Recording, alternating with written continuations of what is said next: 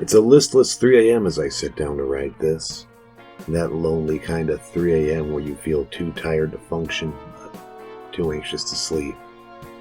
The kind of 3 a.m. that feels determined to make you feel every slow, plodding minute of it. Minmo, my cat, seems to share my feelings on the night, restlessly circling around my feet as I write. Yes, I named my cat after the cat from the cat food ads in Silent Hill 3. And yes, I'm aware of how jealous you are that you didn't think of it first. Minmo and I have history. 2020 was a bad year for me. Yeah, I know, 2020 was a bad year for everyone. Literally everyone. However, my life was falling apart long before the pandemic, and adding the death of a friend from throat cancer and another giving in to his inner demons, robbing me blind just for the bender of all benders. Add COVID to the mix and you can see where this is going. I just couldn't rationalize the world anymore.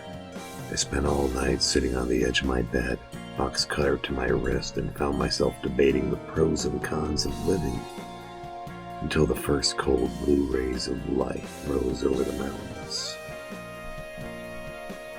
The debate raged on as I stepped out onto the porch for a cigarette.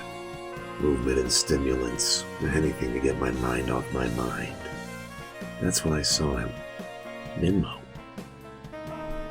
I had been somewhat aware of Minmo's existence for the past few years now. A neighborhood stray growing up amongst the slim pickings that make up the yards of the block. He was a golden orange blur streaking from rusted car hulk to tumbleweed whenever I'd spot him. His nights were spent seemingly locked in an eternal war with what I assumed to be his evil brother Omnim, who is a carbon copy of his rival except that the tip of his tail is a stark white compared to Minmo's orange. The two would brawl all over the place in their eternal war.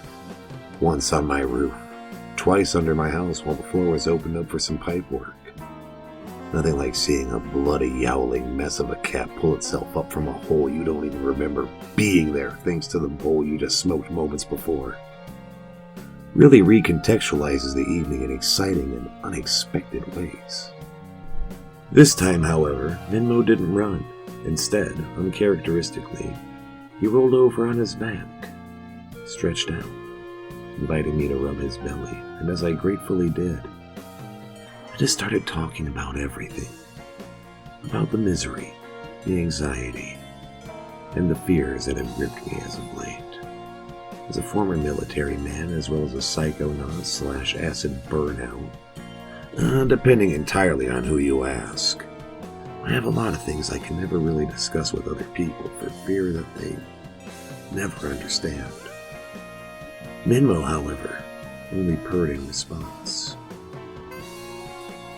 As time went on, visits from my feline therapist grew more regular, until he was letting himself in and out of the house through the old broken pet door that I keep telling myself I'm going to fix one of these days. Out of work and out of my mind, the only thing that kept me going through the day was waiting for that dusty old orange and gold desert tiger that prowled the unkept savanna that is my yard. There's no doubt in my mind that cat saved my life. He's still doing it today. We look after each other, after all. I'm going to hug that dusty old cat, and I suggest you find your favorite feline and do the same. Hug a friend's cat if your cat isn't available.